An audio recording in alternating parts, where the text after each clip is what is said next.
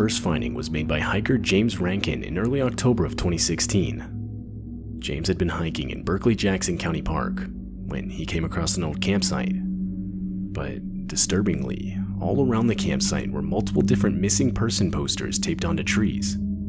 The posters themselves were completely real, featuring real missing people across different US states. Upon his discovery, James would quickly start recording.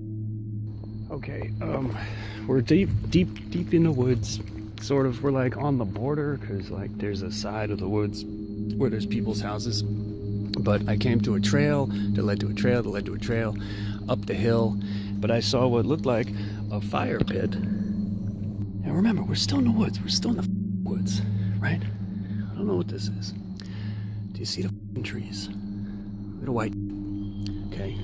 I was like, okay, these are probably no trespassing signs, or maybe it's something for the wildlife or something. Look what these are.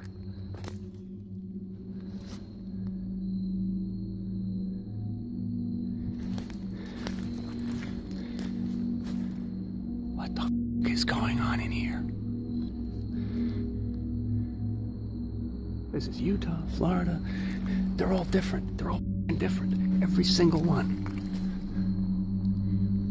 This one's from Georgia. And look at it. Like, look where the we are. Who the does something like this? And we got this one. And it's obviously, you can tell, these aren't new. Like, not just that this is 2012, Noblesville, Indiana, right? Look at the tape. Look at the water damage. These bits have been hanging up for a while. Let me just, look at that. And over here in the middle of the fire pit, that's a shovel. James would ultimately report the finding to the police. Though, upon further investigation, police would write it off as someone's Halloween decorations. James, however, was not satisfied with this investigation. His discovery took place on October 3rd, and according to James, the posters themselves did not look like they were set up recently. Later that same year, James would return to the campsite, but this time be stopped by multiple no trespassing signs. Okay, first of all, I am not violating any of these no trespassing signs. I'm simply not. I came here only to show you and get it on tape and leave. From here, we can see down there, that's the clearing. So anyway, what they've done, they printed out their own no trespassing signs. Homemade. I'm assuming these are all legally binding. I have no way of knowing, so I'm not taking any chances. You can see they attached them to the trees with ordinary masking tape. These aren't even laminated. This is posted, private property, no trespassing. Violators will be prosecuted. And we've got one there, one there, one there. Because the police had already closed their investigation, this would pretty much mark the end of the whole situation.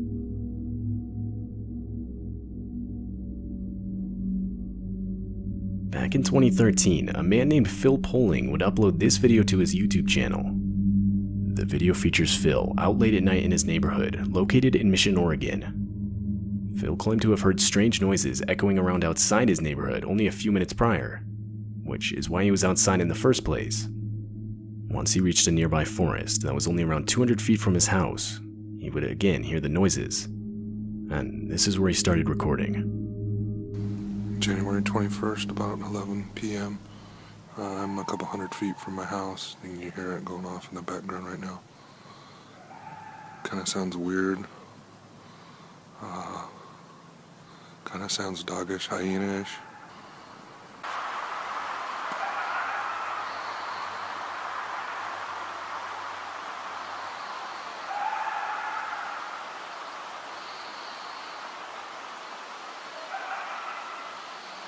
I mean, that almost sounds like laughter.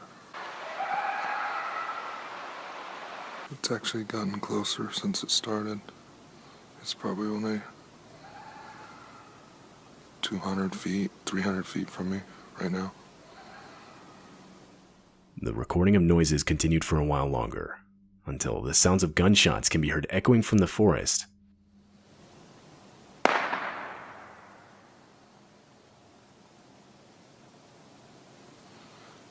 think that was a gunshot.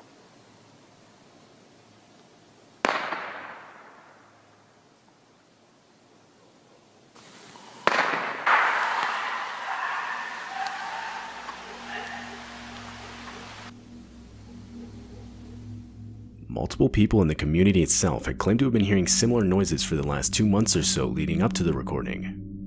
But just what exactly was making the noises is still unclear.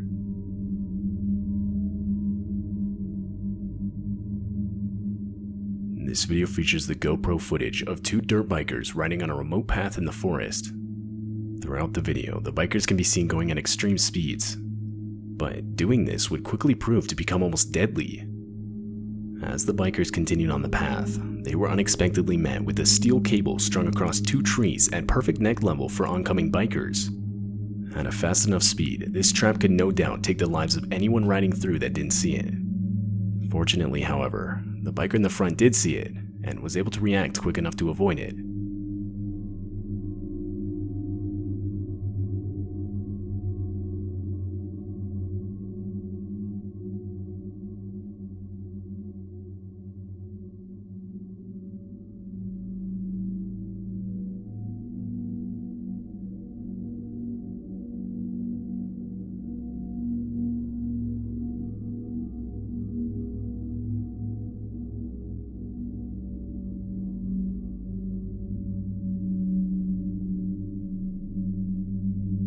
The bikers would actually debate whether or not to stay and wait for the person who set up the trap to come back, but they would end up deciding against this. It's still unknown who's responsible.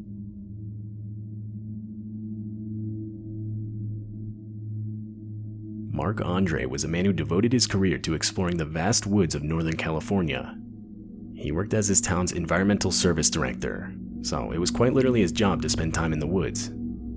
In February of 2018, he had been tasked with marking trees, and while he was doing so deep in the woods, he would come across some makeshift cabin, which, considering the extreme remoteness of the area he was in, made the discovery highly abnormal. Mark would of course get a closer look at the structure. The thing was only around 8 by 12 feet wide and 15 feet tall. There was a lock on the shack's only entrance, and from the outside there was no real evidence anyone was there.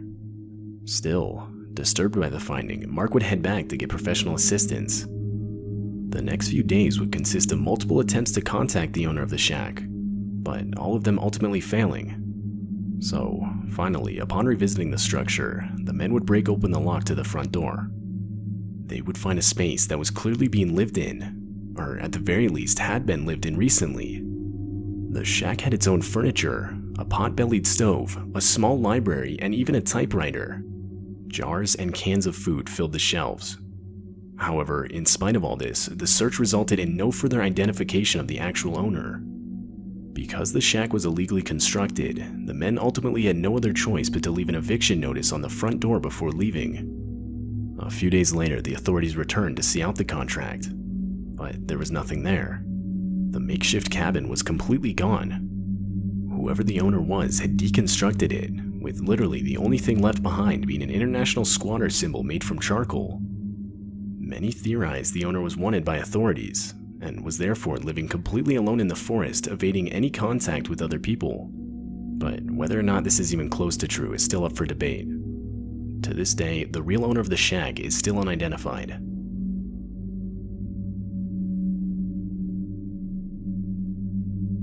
This video was captured on an early morning in the middle of December. It takes place in Canada, and features some disturbing noise echoing throughout the forest. It's not clear what the noise is. Many frequent hunters would report to have never heard anything even remotely similar. I don't know what that is. I don't know. Scary shit.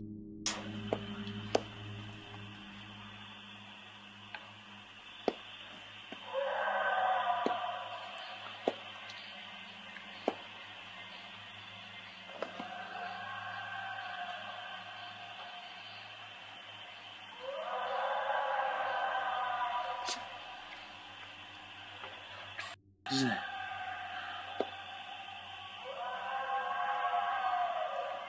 What the?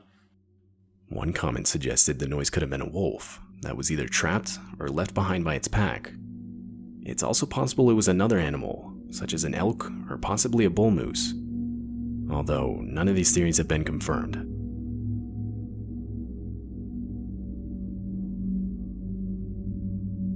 YouTube user Rainey Schuler would upload this video to YouTube in 2013. The video's footage is from multiple security cameras Rainey would set up around his house, which was in an isolated area of the Rocky Mountains. The whole idea behind the cameras was to capture the footage of the different wildlife around his property to then upload to YouTube. But on September 13, the cameras around his house would catch something completely out of the ordinary. You can see as a woman walks out from the complete darkness of the woods.